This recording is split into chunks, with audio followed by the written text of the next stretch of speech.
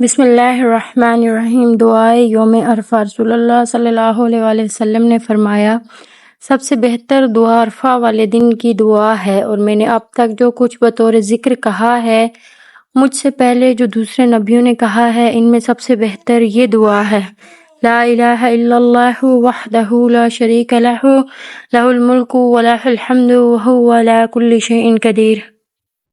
حضرت ابو قتادہ رضی اللہ تعالیٰ عنہ سے مروی ہے کہ رسول اللہ صلی اللہ علیہ وسلم سے یوم عرفہ کے روزے کے بارے میں پوچھا گیا۔ رسول اللہ نے فرمایا، ایک سال گزشتہ اور آئندہ کے گناہوں کا کفارہ ہے۔ سبحان اللہ۔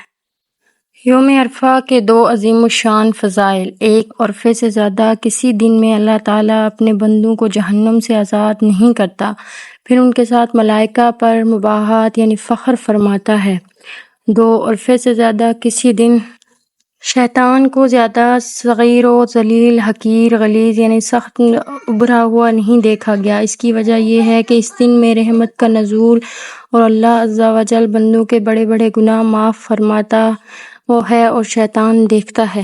رسول اللہ صلی اللہ علیہ وآلہ وسلم نے ارشاد فرمایا کہ شیطان اپنے آپ کو عرفہ کے دن جتنا چھوٹا، حقیر، ذلیل اور غضبناک محسوس کرتا ہے، اتنا سال کے کسی اور دن نہیں کرتا، اور یہ صرف اس لیے کہ شیطان عرفہ کے دن برستی ہوئی رحمت خداوندی انسانوں کے بڑے بڑے گناہوں کی معافی کو اپنی آنکھوں سے دیکھتا ہے۔ البتہ بدر کے دن شیطان نے اس سے بھی بڑا منظر دیکھا تھا۔ عرض کیا گیا، یا رسول اللہ، یوم بدر میں شیطان نے کیا دیکھا؟ رسول اللہ نے ارشاد فرمایا، جبرائیل کو جو فرشتوں کی صفیں ترتیب دے رہے تھے۔